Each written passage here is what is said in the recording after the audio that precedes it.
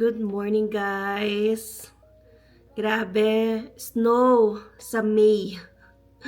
So, May 16 na ngayon, guys. And bumubuhos ang malakas na snow ngayon dito sa Calgary. So, kanina, light rain lang. Pero ngayon, palakas na ng palakas yung snow. Pero, sabi sa forecast ay until 7 p.m. lang. So, hopefully, hindi naman sobrang magdamagan. Pero ito, maghapon siya. As of now, tunaw agad yung snow pagka rating sa ground. Pero titignan natin kung mamaya ay makita natin ang kaputian dito. Kasi syempre nga, since nauna yung rain, natutunaw siya agad. Kasi basa ang ating daan. Pero kung tuloy-tuloy itong snow, kung nakikita nyo, baka mamuti na naman ang ating paligid. Mayong-mayo pa naman. So, meron nga kaming kakilala, magka-camping ngayon. Sabi ko, kaya nyo ba yan ng lamig? Kasi nga, camping season sana na. Start na ngayong, pa-end na yung May. Pero ganito ay ang ating inabutan. Snow season pa rin. I bring this Paw Patrol camping seat. Yeah, so sabi ni Zion, i-vlog ko daw siya. Yan, papakita niya yung camping chair niya. Kasi nga, nung nagpa-vlog ako kanina, narinig niya camping. Which is, sabi ko, may magka-camping pero aabutan yata ng ulan nga at snow. So, what will you say to the vlog? This is my camping Paw Patrol seat. Yeah, camping Paw Patrol chair. Also, I have a deer seat. Okay, deer seat. Yeah, for the camping. Okay, and what's in your hand? The doggy. A doggy. Is that your pet? And fluffy form. It's so fluffy. What's the name of your dog? Read this. Like, maybe Zion Doggy. Read this all of them. So many. Like, made in somewhere. So, bonding lang kami ni Zion dito. Actually, may sinat nga na konti to eh. So, ngayon naman ay Sabado, kaya may work si Alwin. Yan, kakatapos ko lang pakainin si Zion at mag-read kami ng books. Yan, ngayon ay maglilinis na ako ng bahay. Look, It can fold. That's so nice. and I turn back the chair. Okay. This is Paw Patrol. Oh. Paw Patrol. Sino yan? Suma, Sky, Rocky, Rubble, Chase, and Marshall. Can you repeat? I did not see again. Can you repeat who are they? Suma, Sky, Rocky, Rubble, Chase, Marshall. Very good. Galing na. Alright. And there's even Everest. There's even Everest, Mommy.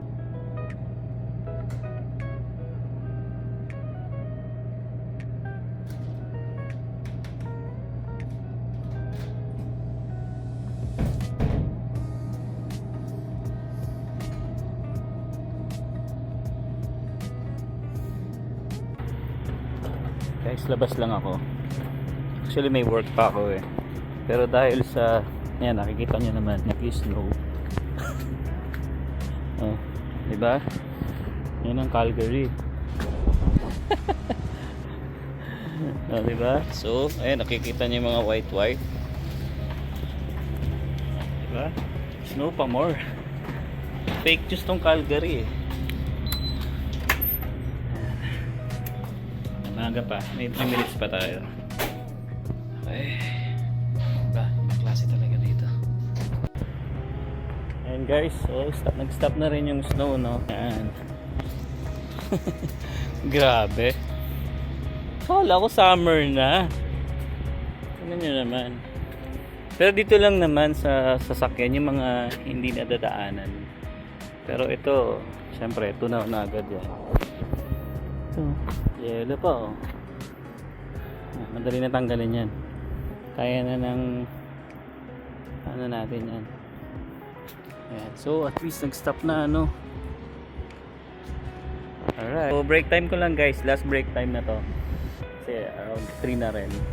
Tapos, sagarin na natin. Pagka, andito na. Pero yung ibang kasama ko kasi nag-uwian na. Alright.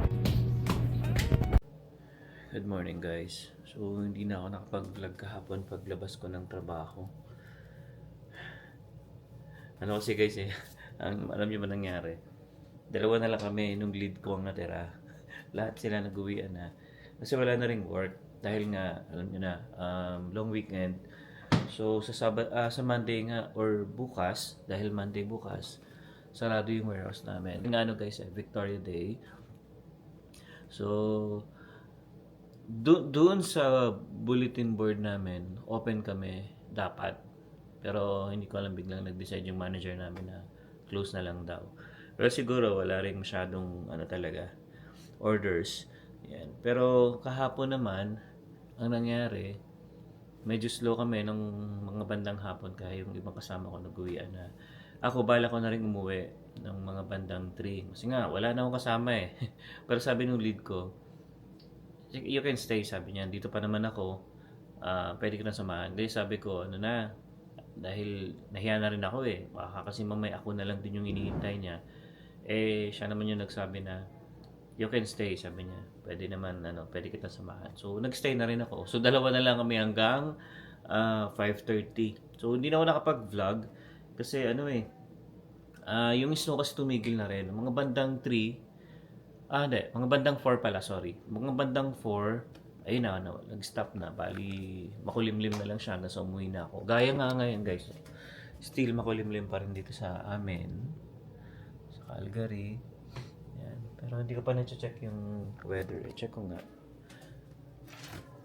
Kasi mamaya, alis din kami ni Emma. Nagpuntaan kaming bagong friend. Nakilala din namin. Shoutout kay Mang Wendy. So, na-meet namin siya nung pumunta kami ng Saskatoon Farm. Ayan. So, nag-invite lang siya sa bahay niya. Ano bang weather ngayon? Sorry. Medyo malamig ngayon 6, 7. Oh. Ayan, 7 ngayon. 7. Ayan, 7. Ayan. So, maghapon to na kulimlim. Pero hindi naman. Okay lang naman. Pero yung niya, 10, 9. So, medyo malamig. So, pwede tayo mag-hoodie na lang dyan. Ayan. Tapos mamaya, pero mamaya pa naman yung pupunta kami kila Jason kasi nagyaya sila na, yun nga, get together lang ng banda namin. And, ito magluluto nga si Emma ng na dadalhin ko mamaya dun sa kila Jason. Ayan, ito sa harapan. Tsaka, yun pala, makwento ko na rin sa inyo guys. Ito, labas tayo para mas maganda. Para makita nyo. Kasi, alam nyo na, dahil nga magsa-summer na. Di ko alam kung summer na ba o yung halaman namin dito. Ayun na. Lumalabas na yung mga ganda niya. Diba? Maganda yan guys pagka marami na siya. Kasi parang iilan pa lang yun. Yung mga dulo-dulo pa lang yung tumutubo eh. Ayan. Hindi ko alam kung kalimutan ko ng pangalan ng puno na yan eh.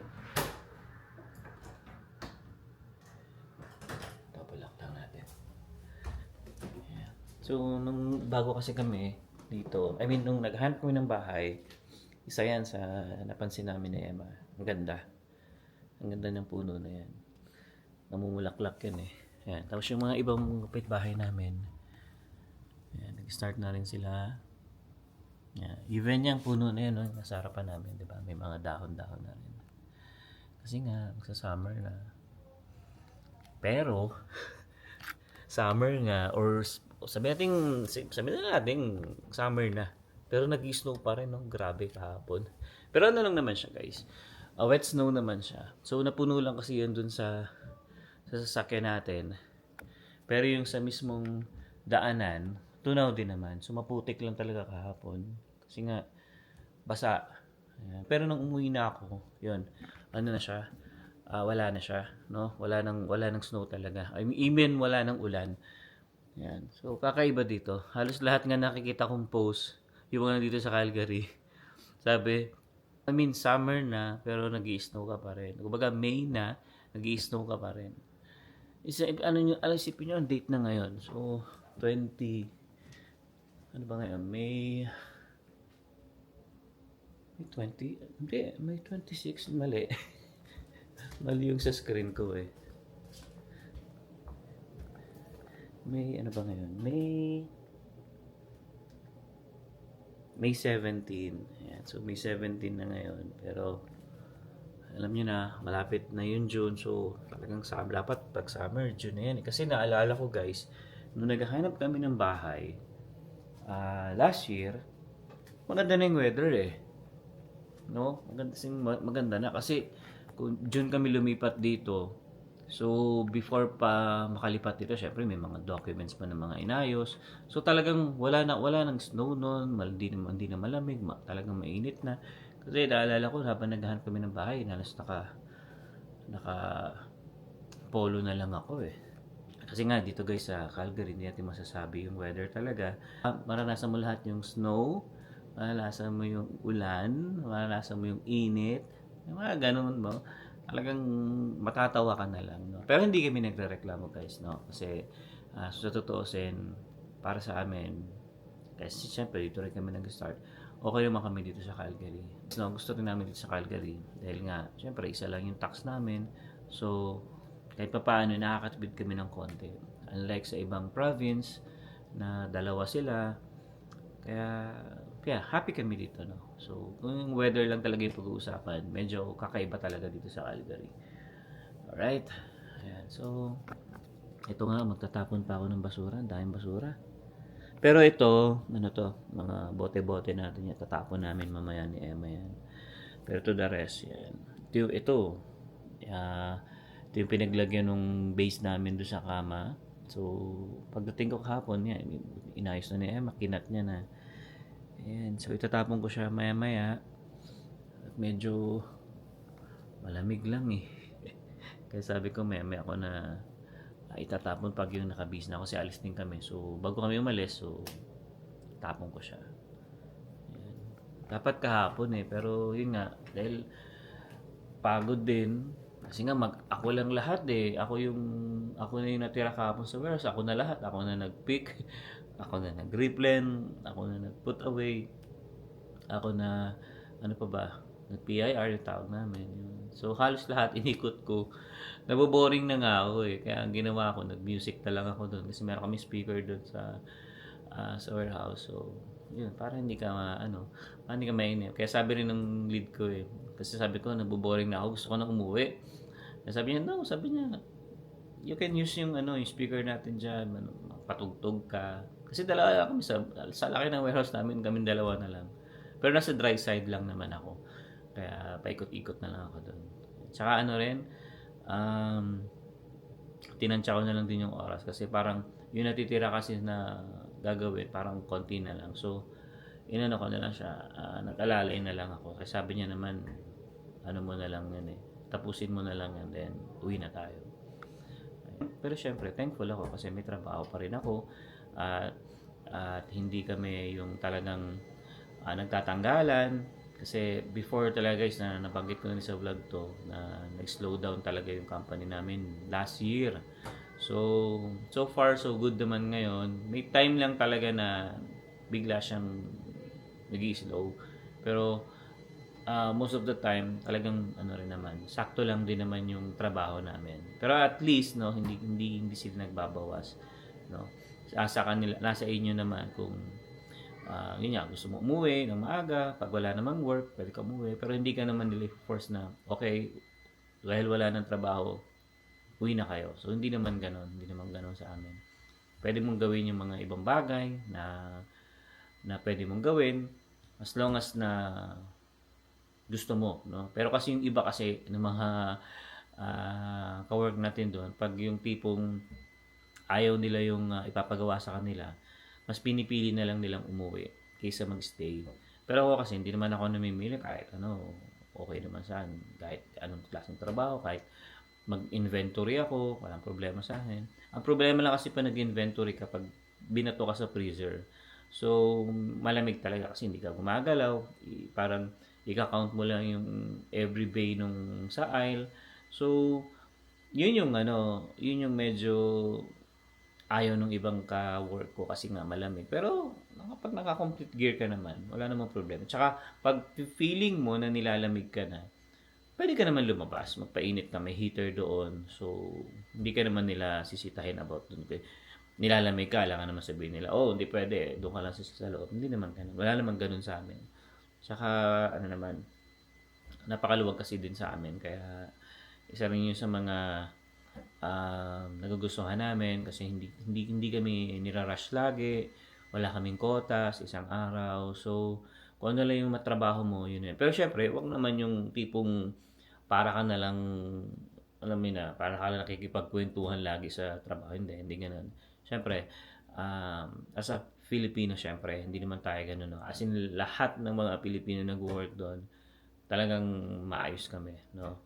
Wala ka talagang masasabi pag Pilipino ang nagtrabaho. Talagang trabaho yan. No? So, yun. So, yun yung ano sa amin. Kaya yun, parang sabi ko nga after mo ang pasok kasi namin guys, 7 to 5:30. So yun yung time lang na parang mag-work ka, no? Tapos after mo nun, wala ka nang iisipin. So yun yung ano doon, yun yung maganda sa work ko na paglabas mo, wala ka nang iisipin na ganito, yan. So chill na yung agad yung mind mo. Although physical siya, pero hindi naman siya ganoon kabigat, no? Kayang-kaya naman. At saka maganda rin, nagugustuhan ko rin pag sa warehouse. Kasi kahit paano, nakakabuhat ako, nakakagalaw ako, no? So, yung resistensya ko, yung energy ko, okay siya. So, para na rin akong, nagji-gym ng light, no? Kasi, once na nasa warehouse ko kasi talagang even especially sa amin all around kami kasi doon ikot yung trabaho namin sa 4 na araw namin na nagtatrabaho pwede ka doon maging picker, pwede ka maging shipper, ano talaga guys, rotation kami. Yun ang maganda sa amin. Unlike sa iba ata, let's say sa Walmart, kapag kung anong in-applyan mo, kunyari, ano ka lang, picking ka lang, so pick ka lang. So, may narinig kasi ako na ang hirap daw kasi parang minomonitor ka, meron kang radyo dito na may headphone ka, parang something gano'n, no? Kasi wala ko idea guys, no, sa gano'n. Kasi first time ko lang naman naka-work sa warehouse dito sa Canada. Ito nga ang pinasukan ko. Tapos umalis ako, tapos bumalik ulit ako. So yun lang yung warehouse na napasukan. Kaya wala ko idea sa iba. Ang ano lang is yung mga kwento lang na naririnig ko. Na ganun nga daw sa Walmart, ganyan. So I have no idea. Kaya sa akin, yun nga, parang chill lang, hindi siya ganun kabigat na trabaho para sa akin. Nag-enjoy ako. So, nagbubuhat ako, 'di ba? So, at least kahit paano nakakapag-exercise ako at yung energy ko ay nandoon lagi, no? Ayan. Mahirap kasi pag lagi ka rin nakaupo 'di ba, pag sa office ka. Parang dati doon lumaki yung tiyan ko eh. Pero ngayon naman malaki pa rin naman, pero hindi katulad dati, no? Kaya so thankful ako guys na hanggang ngayon may work pa rin ako. Well, at least no, sana tuloy-tuloy. Pero yun nga, gaya ng sabi ko, syempre hindi naman natin na mag-upgrade. So hindi lang naman ito dapat yung naging trabaho natin. Dapat mag-isip pa rin tayo ng mas better, no? Well, we'll see, diba? Tingnan natin kung ano yung mangyayari in the future. Alright, so siguro guys, dito ko natatapos ng vlog ko and I hope nag-enjoy kayo sa vlog namin ni Emma. And again, maraming salamat po sa mga subscribers namin na patuloy na sumusuporta sa vlog namin. And yun nga, support nyo rin guys yung ibang vlogger dito sa Canada. Kung gusto nyo alam nyo na, malaman yung buhay namin dito sa Canada. So, watch kayo ng mga iba pa pang mga vloggers na guys. Marami, kasi kami talaga ni Emma, everyday nanonood talaga kami ng mga vlog pa ng iba. Kasi ganun din naman yung ginagawa namin dati sa Pilipinas nung wala pa kami. So, talagang pinapanood namin. Kasi gusto namin malaman kung ano ba yung buhay dito sa Canada. Alright? So yun guys, hanggang dito na lang. We'll see you on the next one. Peace.